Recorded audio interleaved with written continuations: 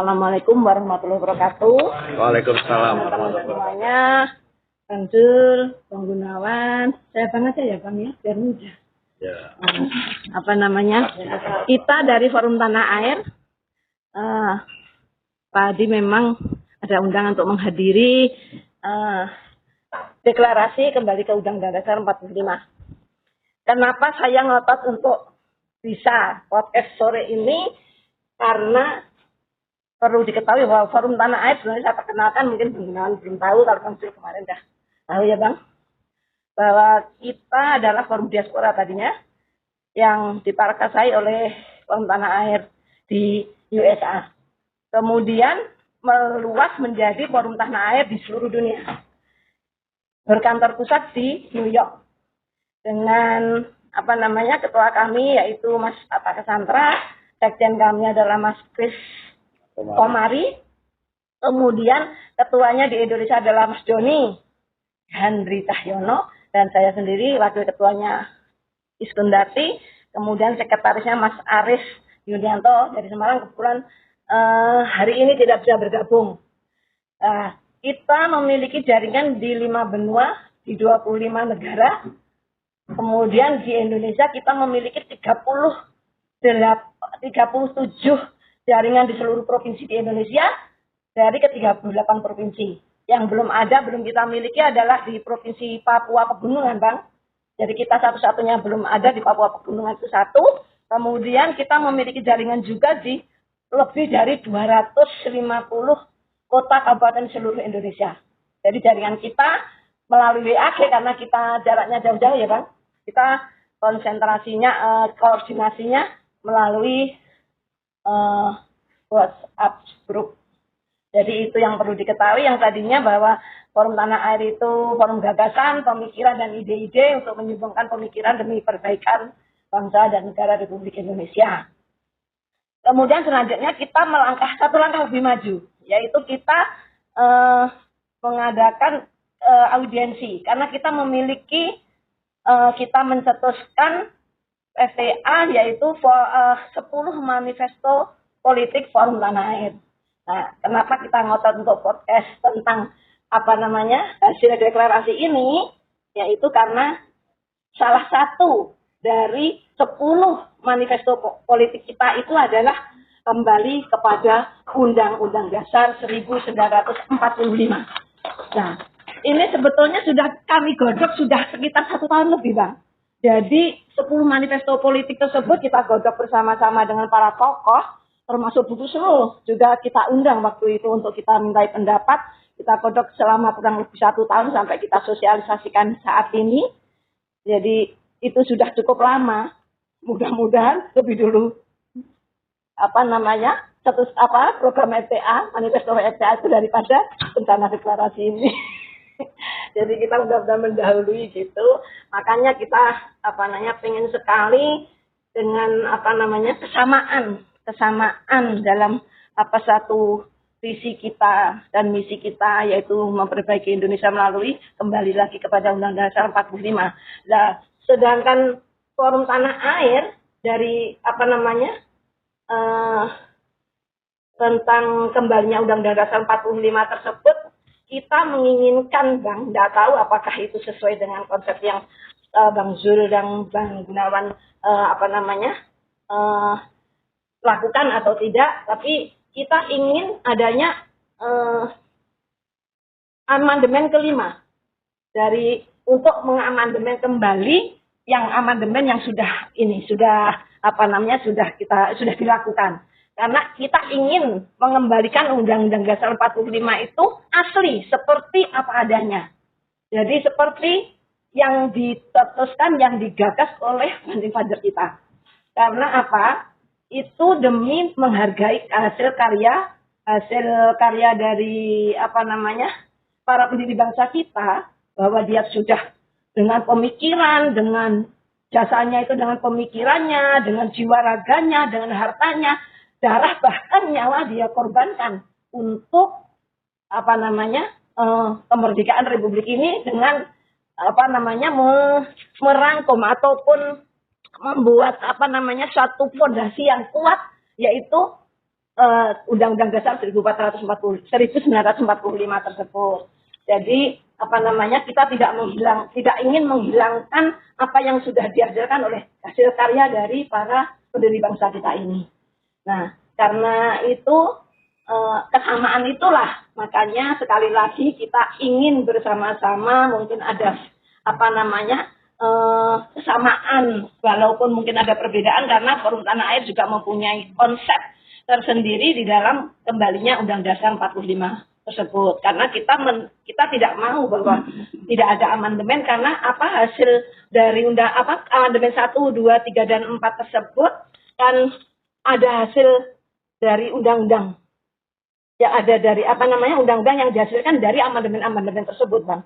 Dan itu menurut Forum Tanah Air kita tidak bisa hilangkan begitu saja hasil undang-undang yang sudah dilahirkan oleh amandemen tersebut. Nah, mudah-mudahan nanti harapan kami juga karena kita juga mendukung apa yang Bang Zul kawan-kawan lakukan ini, mudah-mudahan suatu saat apabila ada perkembangan selanjutnya ataupun ada pembahasan selanjutnya menuju ke sana, kita mohon kalau bisa Forum Tanah Air itu juga dilibatkan atau diperhitungkan begitu. Nah, saya kira itu dulu pendahuluan saya. Mungkin Mas Doni sebagai ketua ingin menyampaikan. Ya. Saya atas nama Forum Tanah Air berterima kasih telah diundang oleh DPD di itu rapat dan mengucapkan juga selamat kepada Sul, Bang Nala dan Mas Tuhan dan kawan-kawan yang telah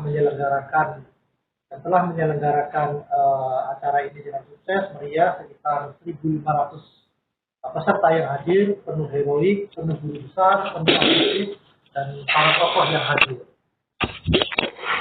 Jadi sekali lagi saya ucapkan terima kasih dan selamat atas suksesnya acara tersebut.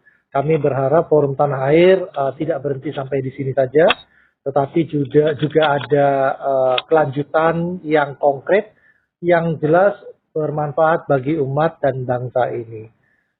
Sementara itu dari kami sebagai ketua, saya persilahkan langsung Mbak Iskun untuk pada kawan-kawan atau pertanyaan dari kawan-kawan.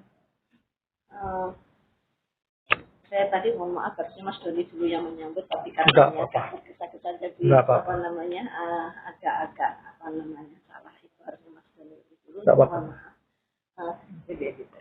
Mas Doni sudah mengucapkan selamat tentunya kita semua yang hadir di sini juga mengucapkan selamat atas nama Forum Tanah Air Bang Zul. Nah, saya menganggap bahwa apa yang Bang Zul dan kawan-kawan lakukan hari ini meraih sukses yang sangat luar biasa suksesnya. Jadi mudah-mudahan selanjutnya ke depannya ini bisa menjadi tonggak perjuangan yang baru untuk kita semuanya, tentunya untuk bangsa dan rakyat Indonesia. Nah, menurut Bang Zul, saya pengen mendapatkan satu penjelasan ataupun gambaran apa yang sudah dicapai Bang Zul dan kawan-kawan pada hari ini, pada dari siang hingga sore hari ini, itu capaian yang sangat luar biasa tersebut tentu mendapatkan apresiasi dari kita semuanya. Kita ingin mendapatkan gambaran langkah apa selanjutnya dari pencapaian yang sudah didapat pada hari ini. Terima kasih. Assalamualaikum warahmatullahi wabarakatuh. Waalaikumsalam. Saya melalui Dr. Gunawan. Pertama tentu saya bersama teman-teman yang bekerja membuat atau merancang acara tadi mengucapkan terima kasih atas kehadiran dan tentu saja partisipasi dan doanya bisa ikut hadir langsung menyaksikan peristiwa yang menurut saya cukup bersejarah. Nah, tentu ada kesamaan konsep. Itu tentu kesamaan konsep tentang Undang-Undang Dasar 45 yang lahir 18 Agustus 1945 itu adalah karya agung para pendiri negara ini. Nah, tentu kita dari sepakat, saya membaca bahwa Forum Tanah Air dan kita sama ingin mempertahankan itu. Nah, kami melihat bahwa amandemen atau perubahan Undang-Undang Dasar 45 yang terjadi pada tahun 99 sampai 2002 itu banyak hal yang memang menyalahi aturan. Pertama, kami menemukan bahwa perubahan itu tidak pakai naskah akademik. Terus berikutnya adalah bahwa perubahan itu dilakukan berdasar pasal 37 tentang perubahan pada Undang-Undang Dasar kita, tapi tidak digunakan pasal 3 itu tentang perlunya semua Undang-Undang Dasar itu ditetapkan oleh MPR. Atas dasar itu kami dan teman-teman, ada Dr. Gunawan, ada Dr. Iskandar Nursi dan teman-teman yang lain membedah prosesnya. Kami tidak mengurai siapa yang terlibat dan lain-lain. Ibarat pasien yang sudah datang ke instalasi gawat darurat, keadaannya itu ini sudah berubah. Maka kami harus menyelesaikannya. Untuk itu kita harus kembalikan dulu ke posisi normal. Posisi normal adalah posisi saat Undang-Undang Dasar ini dibuat oleh para pendiri negara ini. Pertama tentang prosesnya. Prosesnya sendiri, pakai istilah Dr. Iksan itu amburadul. Amburadul. Banyak hal. Terus kemudian perubahannya itu sendiri menurut kami bukan perubahan sebetulnya, tapi penggantian. Kami menemukan banyak hal perbedaannya. Satu, seolah-olah ini kan dirubah gitu aja. Tapi sebetulnya itu penggantian. Pertama tentang formatnya. Format yang lama itu adalah pembukaan, susunannya itu batang tubuh, penjelasan, aturan tambahan, dan aturan peralihan. Di yang baru itu hanya pembukaan dan batang tubuh. Kemudian berikutnya tentang sistematikanya itu, selain itu adalah tentang bab dan pasal. Di yang lama itu ada 16 bab. Yang baru sebetulnya 15 bab. Tapi disebut 16 bab. Karena bab 4-nya itu kosong. Dalam biasa yang kita lakukan dalam organisasi, kalau pembuatan anggaran dasar, anggaran rumah tangga, ini nanti Dr. Gunawan ahli urusan itu kalau ada bab atau pasal yang dihilangkan, tentu bab atau pasal di bawahnya akan naik ke atas. Sehingga urutannya itu jelas 1, 2, 3, 4, ada isinya semua. Ini enggak. 1, 2, 3, 4 kosong. Terus baru bab 5. Sehingga kalau kita jumlahkan, babnya itu sebetulnya bukan 16, tapi 15. Itu yang pertama tentang bab. Tentang pasal, itu kan 37. Yang lama. Yang baru juga seolah-olah 37. Padahal enggak.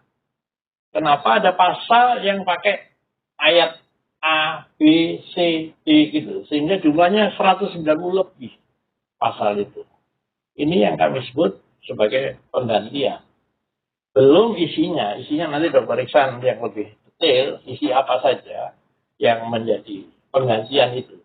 Tapi yang jelas penggantian itu tidak pakai naskah akademik. Kemudian juga dilakukan secara ngawur gitu. Kalau saya ngawur. Terus kemudian pembuktian bahwa pasal 3 tidak digunakan itu pada perubahan pertama tahun 99, perubahan kedua 2000, perubahan ketiga 2001 itu memang pasal 3 itu tidak digunakan.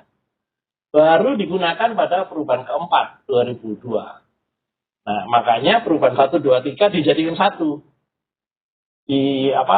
Tentang pemakaian pasal 3 itu, tentang penetapan itu. Kami menemukan TAP MPR tanggal 10 Agustus 2002. Pertama sebagai produk hukum, TAP ini tidak pakai nomor. Tidak pakai nomor. Tanggalnya ada, nomornya nggak ada. Terus kemudian, yang disebut Dr. Iksan amburadul itu kalimatnya. Di ayat A-nya begini, Undang-Undang Dasar Negara Republik Indonesia 1945, sebagaimana telah dirubah dengan perubahan pertama, kedua, ketiga, dan perubahan keempat ini Jadi ini untuk memenuhi pasal 3 tadi. Jadi empat perubahan dijadikan satu. Ya. Adalah Undang-Undang Dasar Negara Republik Indonesia yang ditetapkan pada tanggal 18 Agustus 1945. Gitu ya. Dan diperkuat oleh Dekret Presiden 5 Juli 59. Disahkan oleh DPR pada tanggal 22 Juli 59 secara aklamasi ya oleh DPR tanggal 59. 22 Juli 59. Kalimat ini yang disebut Dr. Iksan amburadul. Seolah-olah yang dirubah ini ya sama dengan yang dulu itu kalimatnya gitu adalah yang ditetapkan. Nah, ini satu produk hukum yang menjadi dasar terhadap Undang-Undang Dasar yang sekarang. Atas dasar itulah sebagian teman termasuk saya menganggap kita punya dua Undang-Undang Dasar. Undang-Undang Dasar yang de jure yang lama sebetulnya masih ada karena tidak ada produk hukum yang membatalkan. De facto yang baru ini diberlakukan tanpa ada ketetapannya, yang ketetapan tanpa nomor. Itu itu ya. Apapun katanya tapi itu. Nah, atas dasar itu tadi ada perbedaan tentang istilah amandemen kelima. Kami tidak menggunakan istilah amandemen kelima karena kalau itu kami gunakan berarti kami membenarkan amandemen 1, 2, 3, 4. Padahal sebetulnya disampaikan tadi kan teknisnya kembali kan, kembali. Gitu. Nah MPR setelah terjadinya penggantian itu menerbitkan satu TAP MPR nomor 1 tahun 2002 untuk mengkaji ulang secara komprehensif perubahan Undang-Undang Dasar. Itu ada TAP-nya. Artinya perlu proses pengajuan. Atas dasar TAP itu dibuatlah surat keputusan MPR nomor 4 tahun 2003 untuk membentuk Komisi Konstitusi berdasar TAP tadi. Ini untuk internal. Kalau keputusan untuk internal, kalau TAP itu keluar. Hasil dari Komisi Konstitusi yang diketuai oleh Profesor Sri Sumantri itu tidak pernah digunakan hasilnya. Di periode MPR sesudah 2002 itu tidak digunakan lagi. Jadi dianggap tidak perlu itu TAP itu. Gitu. Direduksi sendiri sama mereka. Jadi tidak perlu kaji ulang, tidak perlu lagi itu. Itu kan dihilangkan gitu. Maka dan dasar yang baru ini dijalankan terus.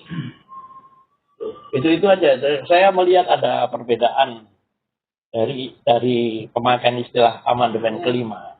Kami tidak menggunakan itu karena konsepnya sama. Kembali dulu ke yang lama. Hasil perubahan lewat perubahan 1, 2, 3, 4 yang baik, kalau menurut ini baik, ya kita gunakan. Tapi teksnya adalah adendum sehingga produk aslinya tetap. Itu sementara saya itu mungkin Dr. Iksan bisa nambahkan. Masalah hasil ini. Tidak lanjut dari hasil. Tidak lanjut dari hasil ini. Oh ya. Bang Ihsan Nurdin Nursi, mohon maaf karena terlambat kami dari Forum Tanah Air, saya jelaskan lebih dulu sedikit tentang gambaran Forum Tanah Air bahwa kita tadinya Forum Diaspora, Bang. Jadi didirikan dari Amerika dan sampai sekarang kita masih berkantor pusat di USA. Kita memiliki jaringan di 5 benua, 25 negara, dan 37 provinsi, dan 250 lebih di kota kabupaten di seluruh Indonesia. Nah, kenapa kita pengen sekali untuk membahas ini karena kembali kepada Undang-Undang Dasar 45 itu ada dalam salah satu manifesto politik, 10 manifesto politik dari Forum Tanah Air tersebut. Makanya kita sangat concern tentang ini, maka kami bergabung untuk mendukung ini dan kami ingin mendapatkan gambaran selanjutnya setelah misalnya ini nanti tindak lanjutnya apa, kemudian jika ini nanti berhasil dan MPR mengadakan sidang umum, terus tindak lanjutnya itu apa, itu kita menginginkan suatu gambaran yang lebih jelas. Terima kasih. Saya gunakan 7 referensi yang muncul di Amerika ya, supaya kita tahu bahwa ada problematik besar dalam liberalisme di panggung politik. pasar bebas di panggung ekonomi, dan individualisme di panggung sosial. Buku pertama tentu bagaimana Chomsky bercerita tentang dunia yang dikooptasi. Itu bisa kita lihat, begitu juga kritik Edward W. Said yang beredar gitu. Nah, buku Chomsky sama buku Edward W. Said ini sesungguhnya menurut saya secara akademik itu mempengaruhi cara berpikirnya Stiglitz. Free Fall, terjun bebas, dan The Price of Inequality, 2 buku. Buku itu sesungguhnya menyahuti bagaimana Wall Street diduduki.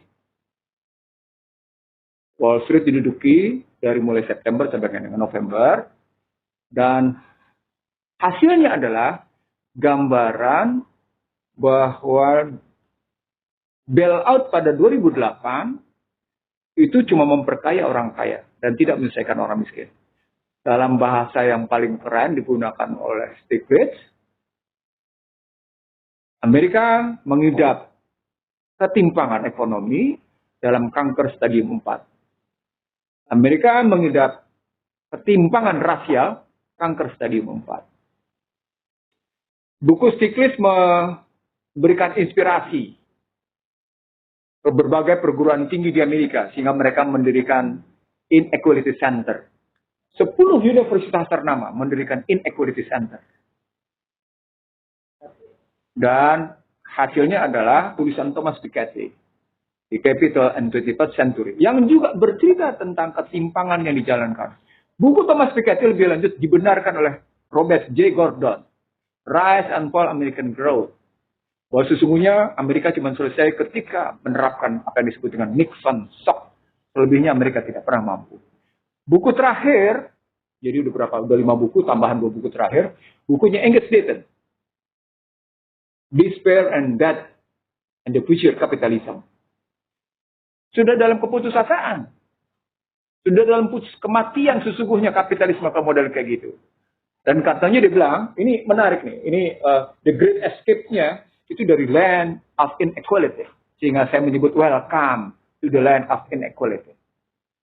Tapi tahukah Anda bahwa prinsip-prinsip perekonomian dan politik yang diterapkan oleh mereka dan disebarluaskan berdasarkan National Security Strategy of US 17 September 2002 ditandatangani oleh George Bush, diterapkan kurang lebih 87 negara untuk namanya perhitungan cadangan devisa.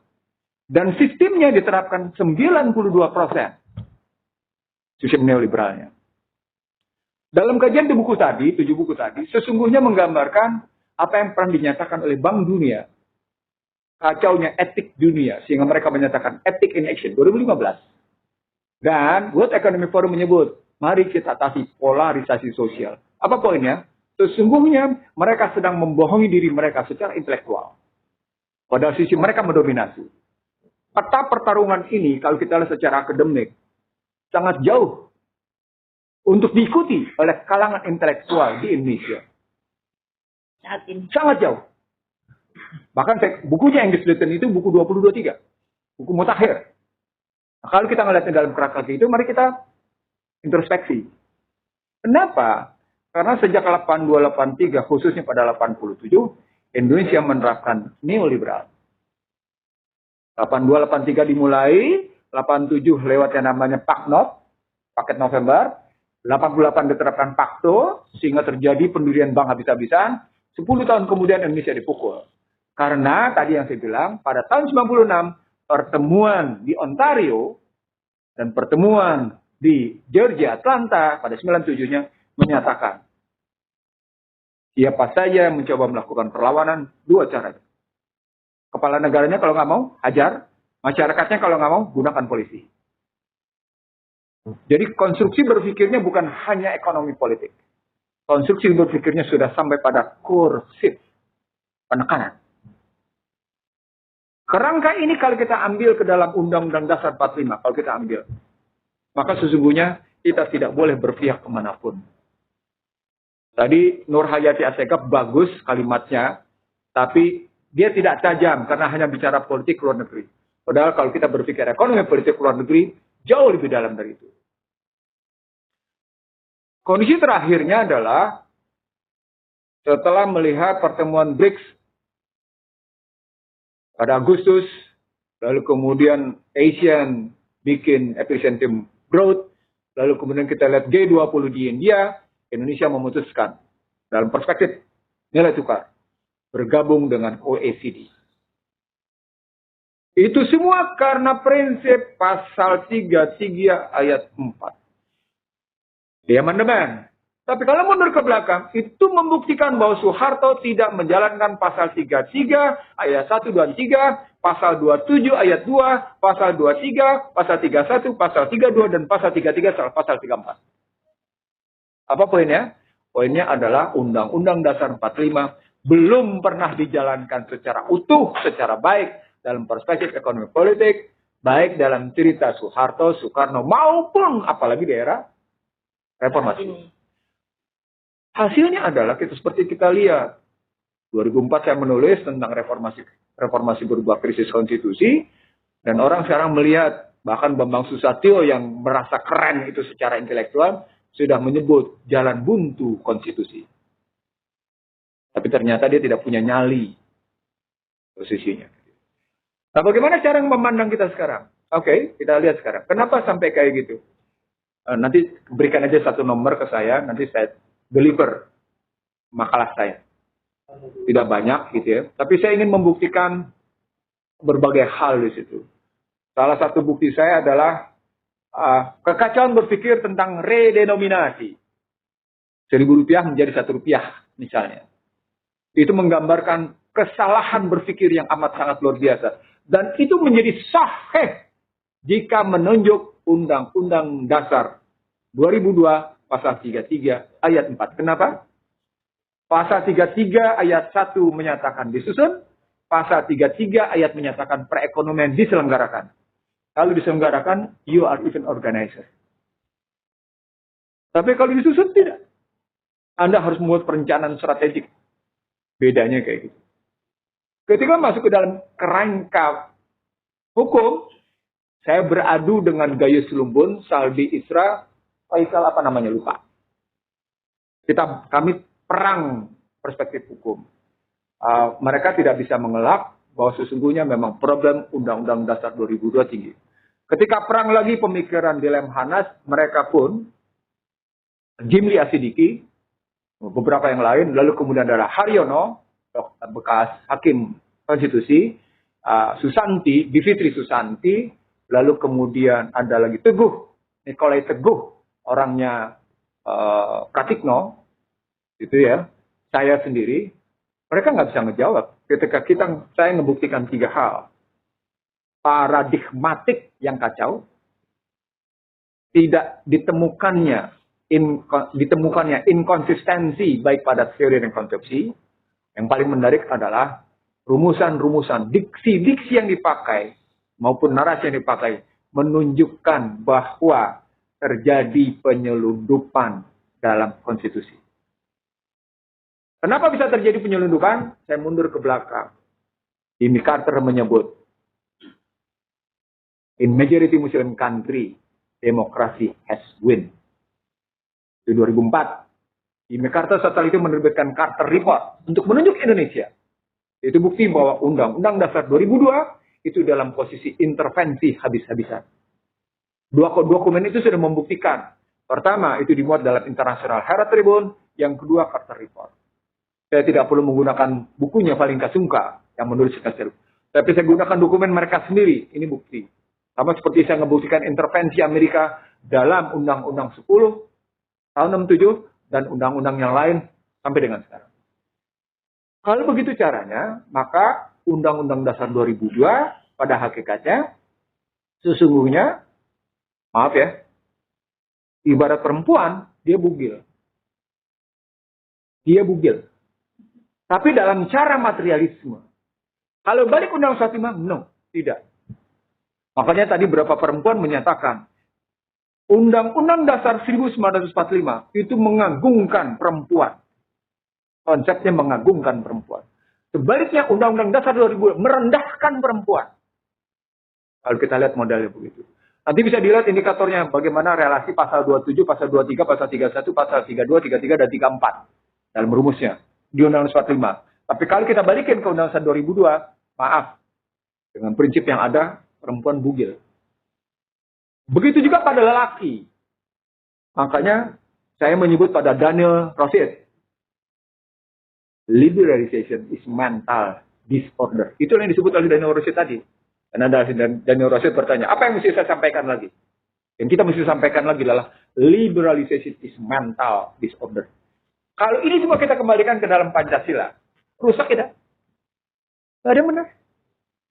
Lalu liberalization mental disorder, lalu model PPS bertentangan sama sila keempat, lalu dalam cara-cara yang lain kita nggak ketemu lagi. Begitu yang namanya sila keempat terlanggar, maka dia akan nabrak pada kemanusiaan. Begitu kemanusiaan kenabrak, sila keempat nabrak kedua, pasti nabrak yang pertama, pasti nabrak yang terakhir.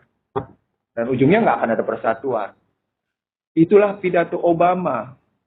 Ketika melihat perilaku Trump, Obama dalam melihat perilaku Trump di 2020 itu menyebut, I'm ready to be a divided nation. Dia siap untuk menjadi jembatan dari bangsa terbelah.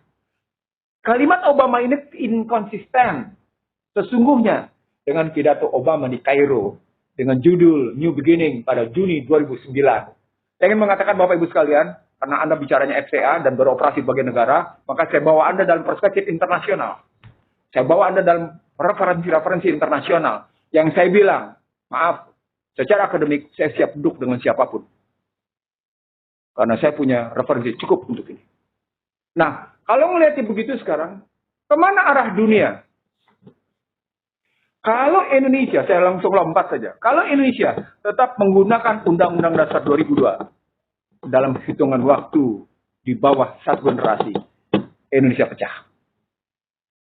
Oh, ini adalah dalam hitungan di bawah 25 tahun ke bawah, Indonesia akan pecah.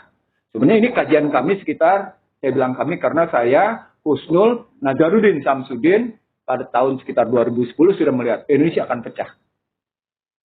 Kenapa Indonesia kita lihat pada 2010 itu akan pecah? Karena lahirnya Undang-Undang 2507 tentang penanaman modal yang diikuti dengan 3 undang-undang lain yang menyebutkan Indonesia menerima prinsip non-discrimination. Yang dibalik non-discrimination itu sesungguhnya hak indigenous people, itu kasusnya seperti Indian, seperti aborigin, seperti suku-suku di India, disingkirkan habis-habisan dengan kekuatan kapital. Itulah Undang-Undang Dasar 2002 yang menghapus Indonesia asli. Indigenous people itu menjadi tidak ada. Nah, saya kira itu tambahannya. Yuk kita diskusi kalau mau, kalau enggak, ya udah. Itu caranya memang nggak ada cara lain. Kita selamatin, ya udah kita pakai Undang-Undang 45. Itu tadi yang disebut beberapa penyampai aspirasi. Saya kira tambahan saya begitu. Terima kasih. Salah tanggung jawab saya bodoh karena saya juga lebih karena kemauan kita bersama. Terima kasih. Terima kasih, Bang Ishak. Rutin. Kami juga masih belajar. Banyak harus masih belajar dan belajar terus belajar, Bang Ishak. Yang ingin kami tegaskan, kami sampaikan, kami pertanyakan bahwa apa sih tindak lanjut setelah ini? Setelah adanya deklarasi ini, tindak lanjutnya apa? Kemudian juga apabila ternyata nanti ternyata terlaksana benar-benar terlaksana sidang umum MPR dan kemudian kembali ke UUD 45 tersebut disetujui, apa kira-kira langkah selanjutnya dari Bang Ihsanuddin dan kawan-kawan? Ada tindakan yang luar biasa pada hari ini. Kalau dilihat dalam perspektif politik hukum. Ulang, dalam perspektif politik hukum. Yang dilakukan oleh Dewan Perwakilan Daerah adalah political disobedience. Persoalan pokoknya political disobedience terhadap yang mana? Terhadap Undang-Undang Dasar 2002. Padahal dia dilahirkan oleh Undang-Undang Dasar 2002. Apa poinnya? Ada anak lahir haram, ngingetin orang tuanya. Ceritanya begitu. Ulang, ada anak yang terkadang disebut dari kondisi yang haram, lahir, mengingatkan orang tuanya, kita salah. Mari kita perbaiki. Itu yang saya bilang di permukaan tadi, di acara tadi. Ada dua kesadaran yang harganya mahal. Kesadaran pertama adalah kita sadar, ini menyeleweng, ini salah. Dan kesadaran kedua adalah kita mau memperbaiki. Itu mahal harganya. Saya Muslim, itu yang disebut dengan taubatan. Cuma tidak saya sebutin tadi taubatan.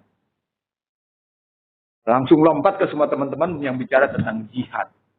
Langkah lanjutnya berarti dalam kerangka politik hukum itu tadi. Dewan Presidium menandatangani. Satu. Yang kedua. Anggota-anggota MPR dari DPD akan menindaklanjuti. Langkah hukum ini itu berarti tidak akan berhenti sampai di sini. Nah, pertanyaan Anda lebih lanjut. Apakah akan sidang istimewa? Saya sebenarnya punya 3 konsep. Konsep pertama adalah dekret. Tidak mungkin. Karena sudah masuk ke posisi agenda negara 5 tahunan. Konsep kedua, saya sebutnya sebagai resolusi kelembagaan. Anggota DPR dan DPD sendiri yang merasa ini nggak beres nih. Gitu. Ini nggak beres nih posisinya. Ini resolusi kelembagaan. Yang ketiga, yang tadi Husnul sebut. Konvensi ketatanegaraan. Unsur MPR, baik DPR maupun DPD, bekerja sama dengan masyarakat. Mendesak melakukan sidang, tetapi dengan cara-cara yang tidak melahirkan political riots. Tidak melahirkan political riots. Itu yang disebut oleh Ketua DPD sebagai, mari kita laksanakan dengan cara santun. Tetapi pidato penutupnya tadi, itu lain kalau Anda pahami itu. Pidato penutupnya tadi, itu lain. Baca ke depannya itu lain. Gitu. Jadi silakan baca pidato penutupnya tadi, kemana kira-kira arahnya dalam konstruksi politik hukum tadi. Itu tambahan saya. Mungkin ada yang yang bertanya, yang lainnya. Terima kasih. Assalamualaikum warahmatullahi wabarakatuh. Waalaikumsalam warahmatullahi wabarakatuh. Gun Pak Dr. Ihsanuddin Nursi. Saya Muhammad Herwan dari FTA Riau. Dari mana? FTA Riau. Riau. Presidium. Unri-nya atau bukan? Anda dari Unri, bukan? Ya, alumni Unri. Fakultasnya apa? Ekonomi. Ekonomi apa? Akuntansi. Oh iya, saya biasa bicara di ekonomi pembangunan di Unri. Jadi dalam konferensi internasional Unri berkali-kali narasumbernya saya. Dan yang saya hadapi Unri mengundang Korea, mengundang Jepang, mengundang Singapura, mengundang Malaysia. Lawannya Ihsanuddin Nursi.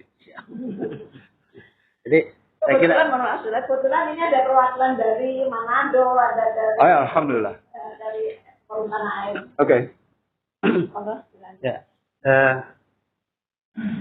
kita seperti kan sudah sangat paham, sudah sangat sepakat ya apa tadi yang disampaikan oleh Pak Dr. Zul kemudian Pak Dr. Ihsan. Dari diskusi-diskusi yang dilakukan FTA sendiri maupun di forum-forum kami, itu kan semua sudah terungkap bahwa kita Indonesia saat ini kan sudah sangat jauh dari cita-cita dan tujuan berbangsa bernegara sebagaimana tercantum di pembukaan Undang-Undang Dasar Negara Republik Indonesia tahun 1945. Pun demikian dengan tujuan reformasi di tahun 98. Karena itu kebersamaan dan bersatunya beberapa komponen-komponen untuk kembali ke UUD 45 sebenarnya juga untuk memperbaiki apa-apa yang tadi sudah terungkap. Nah, persoalannya kan di rezim saat ini untuk melakukan perubahan-perubahan itu sepertinya kan masih sangat sulit. Belajar dari sejarah-sejarah yang ada, perubahan-perubahan fundamental itu selalu dengan gerakan-gerakan yang di luar kebiasaan, di luar yang extraordinary. Nah, kalau kita belajar Indonesia saja misalnya kan, dari Orla ke Orba itu ada gerakan people power-nya. Demikian juga kita lihat terakhir itu 98. Upaya-upaya ke arah sana sebenarnya banyak sekali. Banyak sekali rakyat yang menuntut untuk segera melakukan people power supaya perubahan di Indonesia ini cepat. Tetapi persoalannya kan situasinya sangat berbeda. Saya tidak mau masuk ke arah sana, tetapi kita kembali ke aksi yang tadi dilakukan atau langkah yang tadi dilakukan. Kemarin tanggal 7 sudah ada deklarasi gerakan kembali ke UUD 1945. Hari ini DPD memfasilitasi penerimaan aspirasi untuk kembali ke UUD 45. Nah, kami ingin menegaskan lagi atau mempertanyakan kembali secara lebih tegas. Yang pertama, FTA itu telah menyampaikan manifesto politik FTA ke DPD yang juga dihadiri, yang langsung diterima oleh ketua. Ya, Bang Ihsanudin Nah ya, makanya pertanyaan pertama kami adalah bagaimana tindak lanjut manifesto politik FTA yang telah diserahkan kepada DPD tersebut? Apakah hanya didiamkan saja atau ada hal-hal yang sudah dilakukan oleh DPD sendiri? Itu yang pertama. Nah, yang kedua, terkait dengan tujuan kita untuk kembali ke UUD 45, formatnya seperti apa? Tadi disebutkan bahwa DPD sendiri sudah melakukan terobosan yang sangat luar biasa. DPD dilahirkan oleh UUD yang kita sepakat itu adalah UUD yang salah, UUD yang palsu. DPD dilahirkan oleh ibu yang katakanlah secara haram, tetapi mengingatkan orang tuanya. Nah, kalau kita ingin kembali ke naskah aslinya itu juga tidak mungkin, karena rasanya kan sangat tidak mungkin, karena kelembagaan undang-undang yang dilahirkan pasca itu sudah banyak. DPD lahir, MK lahir, dan lain sebagainya. Nah, ini yang seperti apa? Nah, kita menyebutnya dengan adendum. Tetapi adendum yang seperti apa? Apakah ini sudah dirumuskan? Kalau tidak, nanti kembali ada titipan-titipan, ada masuk angin lah, katakanlah demikian. Itu yang kedua. Nah, yang ketiga terkait dengan mekanisme untuk kembali. Tadi disebutkan alternatifnya sidang istimewa. Kemudian ada resolusi kelembagaan. Ada konvensi yang tadi ditawarkan atau disampaikan oleh Ibu Kusnul ya. Nah, kalau di FTA sendiri, bahkan kemarin juga di tanggal 7, kita sepakat bahwa jangan sampai terjadi dekret. Kalau terjadi dekret, ini akan sangat berbahaya untuk Indonesia saat ini. Saya juga menyampaikan pemikiran, apakah dimungkinkan kalau misalnya ada kebuntuan itu dengan melakukan referendum? Nah, 3 hal ini yang ingin kami dapatkan konfirmasi. Terima kasih. Saya jawab yang referendum ya. We are really stupid if we will referendum. Really stupid. Why? 1. IQ rata-rata masyarakat kita 94. 2. Literasi kita terendah. 3. Tidak melek konstitusi. Ada contoh yang paling nyata. Referendum tim-tim. Jadi kalau kita bicara referendum, no. Saya Ihsanudin Nursi menyatakan saya adalah bangsa yang paling bodoh. Itu karenanya kemarin dicabut referendum.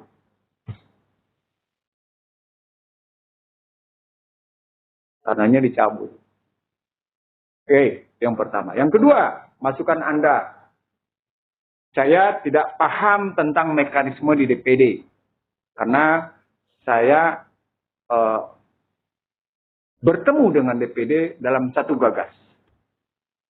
Kembali ke Undang-Undang Dasar 45. Itu makanya saya berkali-kali menyebut, bukarkan jejak Ihsanudin Nursi tentang kembali ke Undang-Undang Dasar 45. Jadi soal FTA masuk, silahkan go, tanyakan ke mereka. Oke, itu jawabannya. Berikutnya, kalau soal, apa lagi tadi yang kedua? Yang kedua apa tadi? Format kembalinya itu seperti apa? Adendumnya itu. Kalau kemurninya kan undang-undang sudah lahirkan banyak sekali. Tegas sekali saya bilang tadi bahwa kita kembali dengan memuat semangat reformasi. Ada pembatasan masa jabatan presiden. Tegas sekali saya bilang.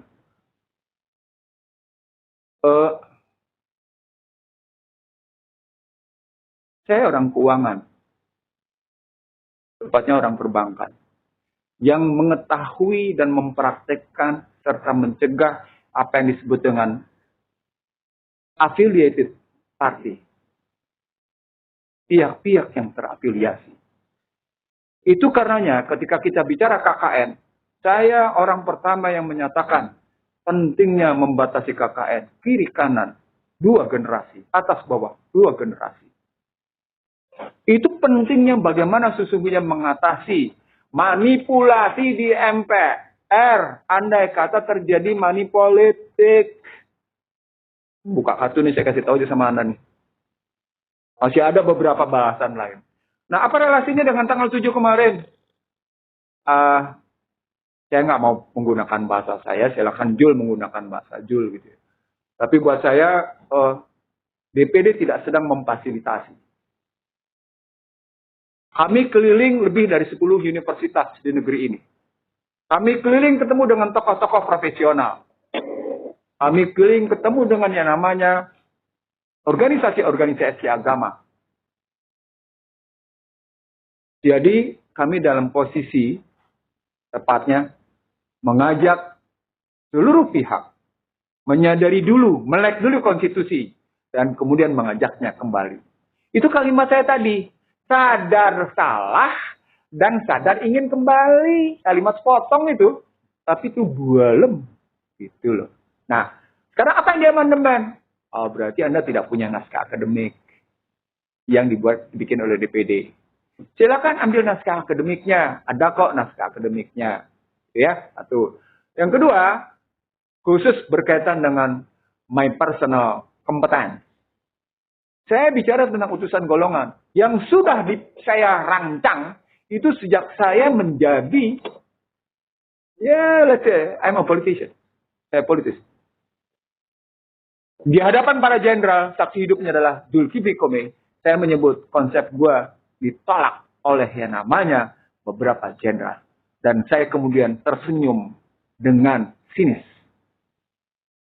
Saya orang yang di bawah usia 40 tembus ke Cilangkap, tembus ke beberapa tempat elit untuk menyampaikan gagasan. Dan gagasan itu ditolak oleh mereka. Sekarang saya nyatakan pada Anda, amandemen dalam konstruksi MPR sebagai lembaga penjelmaan kedaulatan rakyat yang terdiri atas, saya gabung pasal 1 ayat 2 dan pasal 2 ayat 1, yang terdiri atas DPR, utusan daerah, dan utusan golongan. Sesungguhnya, secara akademik, saya siap duduk bertukar pikiran dengan siapapun. Karena konsepnya akademik, bukan konsep politik. Saya ulang, konsepnya, dan saya nggak ngelihat teman-teman itu bicaranya akademik. Teman-teman sekalian, mungkin Anda baru kenal saya, nggak apa-apa, bagus. Di panggung politik, saya bermain dengan pendekatan 2 hal. Filsafat dan akademik. Jadi saya tidak pernah keluar main-main politik praktis. No. Lo nggak bisa nego sama gue. Dan dalam sejarah saya berpolitik hingga hari ini, nggak ada cerita negosiasi materi. Asal Anda tahu, perilaku saya kayak gini, itu mengorbankan banyak hal, termasuk ancaman nyawa. Termasuk ancaman, maaf.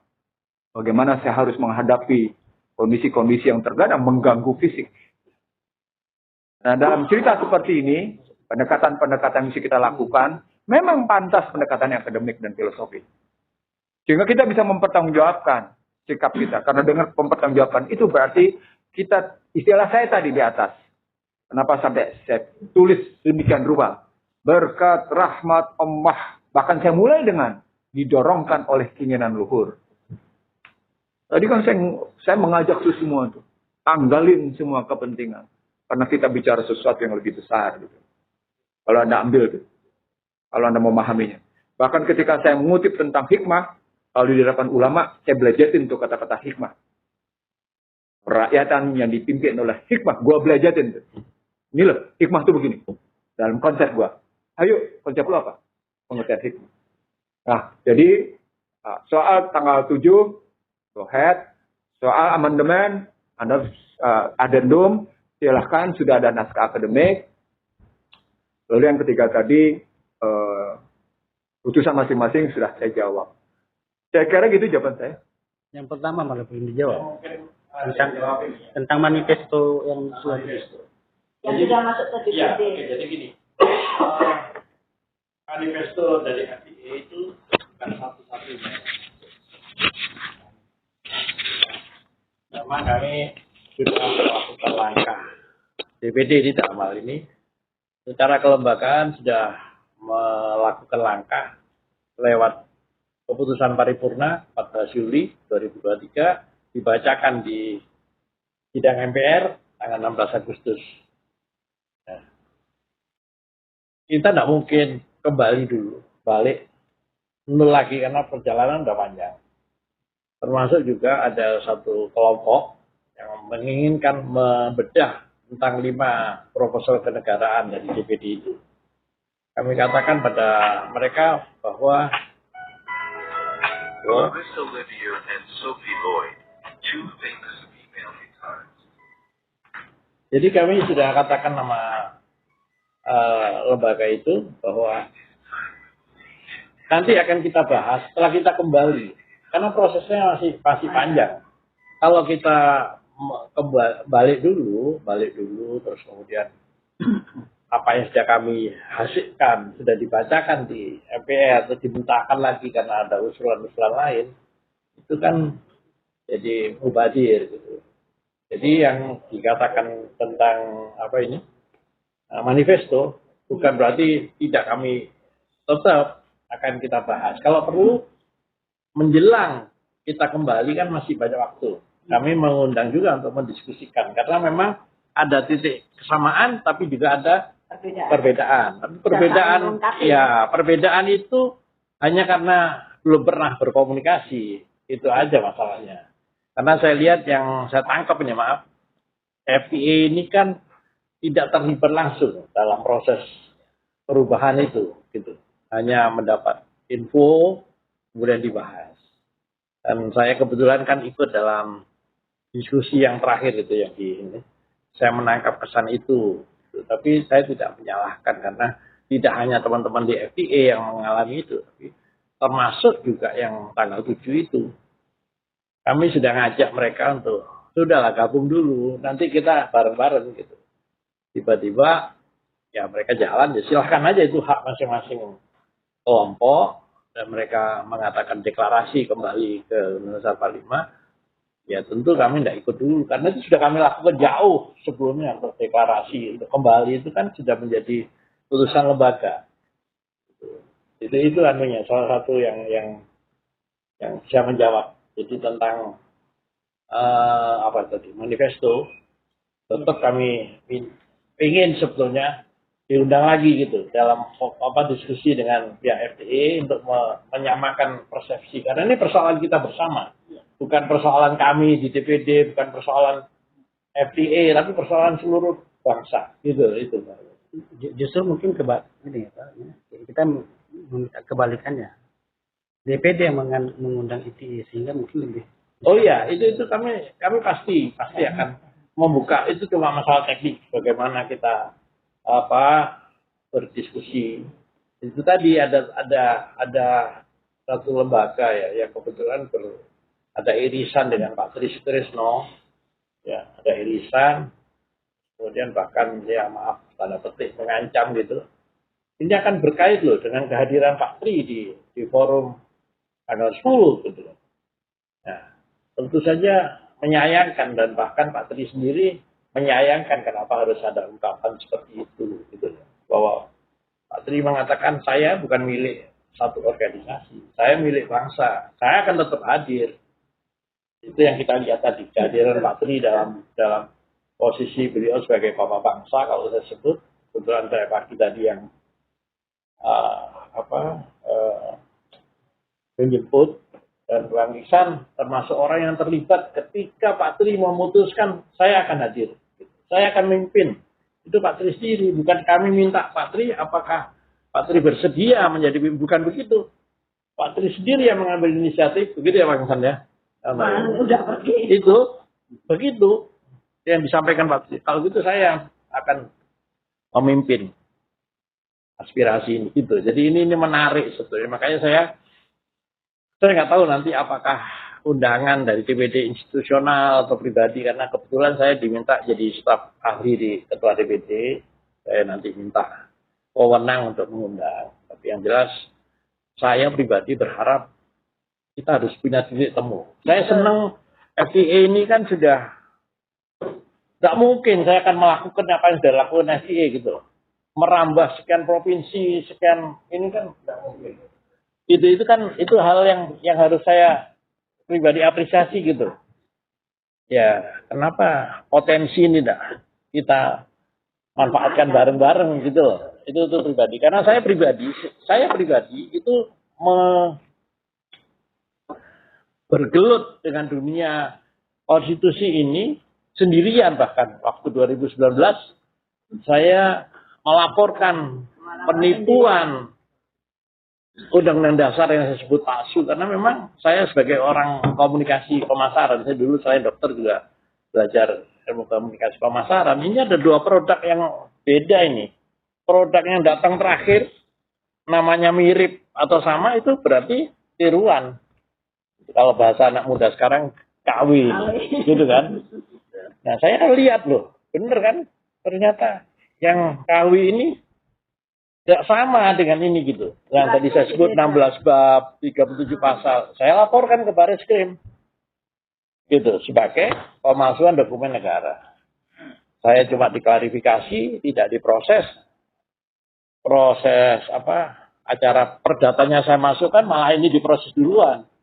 Gitu. Hingga sendirian saya menggugat sendirian, 18 institusi yang saya gugat. Karena apa? Pemalsuan itu bisa diproses, punya batas waktu 12 tahun. Tapi menggunakan barang palsu itu masih bisa diproses. Gitu. Makanya saya menggugat yang menggunakan. Yang menggunakan 18 institusi. Presiden, MPR, itu yang saya gugat sendirian. Dan alhamdulillah saya bisa, gugatan saya itu dibanding, saya diberi kesempatan banding. NU lagi, jadi tidak bisa diputuskan. Saya bawa kasasi dan sekarang masih di Mahkamah Agung. Pribadi, kebetulan saya ketemu ketua DPD, kita diskusi ini. Cocok, ya sudah. Sama juga ini harapan saya, kalau FTA nanti bisa ketemu, karena saya lihat ada manifesto politik, saya sudah nanggung nih, istilahnya. Iya, saya nanggung ini. Jadi dokter juga tidak bisa praktek lagi, ya kan? Ya saya anggap aja ini pasien namanya Ibu Pertiwi sakit keras gitu kan. Nah, saya dapat tim dokter dari luar negeri gitu kan. Ya sudah, saya itu kira-kira ya. Tambahan saja dari saya dan buat teman-teman. Jadi kembali ke Undang-Undang Dasar 45 ini sudah banyak yang melakukan. Cuman terobosannya itu berbeda-beda. Yang paling menarik terobosan dari Bang Zul ini karena dia berani ke ranah hukum. Kalau yang dulu kan ini kan ya Bang Zul ada kan gengnya Bang Wiho itu yang di acara. Itu juga kembali ke Undang-Undang 45 udah lengkap dia siapkan dengan adendumnya apa yang dirubah. Jadi udah banyak sebenarnya ini. Bukan FTA kan baru 3 tahun. Ini udah terjadi tahun 2000, tahun 90-an tuh udah ada. Kembali ke Undang-Undang Dasar 45 tuh udah banyak gerakan-gerakan itu. Tahun 2000-an awal tuh udah itu udah banyak ya. Tapi yang paling fenomenal ini ada yang dilakukan oleh Dr. Zul. Karena kondisinya kemungkinan kebetulan memang udah parah ya. Akibat dari udah kelihatan parahnya gitu. Kalau yang tahun 2000 Produk-produknya awal tuh ya 2010 ke sini tuh belum kelihatan parahnya. Nah, ini fenomena. Saya tadi malah menggarisbawahi yang dari Riau tentang people power. Sebetulnya terjadi hari ini itu people power. People power. Cuman tidak di jalanan, powernya dibawa ke dalam gedung. Iya. Itu sebetulnya. Cuman kipernya belum benar-benar power gitu aja. Makanya itu keterlibatan FTA. Saya berharap keterlibatan FTA ini lebih maksimal. Iya. Insya Allah. Gitu. Karena jaringannya udah ada. Banyak. Setiap daerah ada. Ya Di people power ya DKI kita. DKI-nya aja udah 100 sampai 200 Iya. anggotanya. Itu kan people Bang Zul. power tadi sebetulnya. Gitu. People power yang menekan MPR. Dan kebetulan memang Memang Kalau mungkin DPD ya nanti begitu gitu. jalannya gini, nanti SPA akan bikin surat ditujukan kepada Ketua MPR ya sebagai forum tanah air menyetujui apa yang telah Kan digagas kita oleh memang mau DPD. audiensi dengan MPR. Ya, Cuman tapi belum kan terlaksana. udah ketemu belum ganti aku udah ketemu sama Nah, Bamsud, jadi udah kamu janji ini ya. langsung surat Janji aja, ini ya. surat langsung Jadi, kita konfirmasi nanti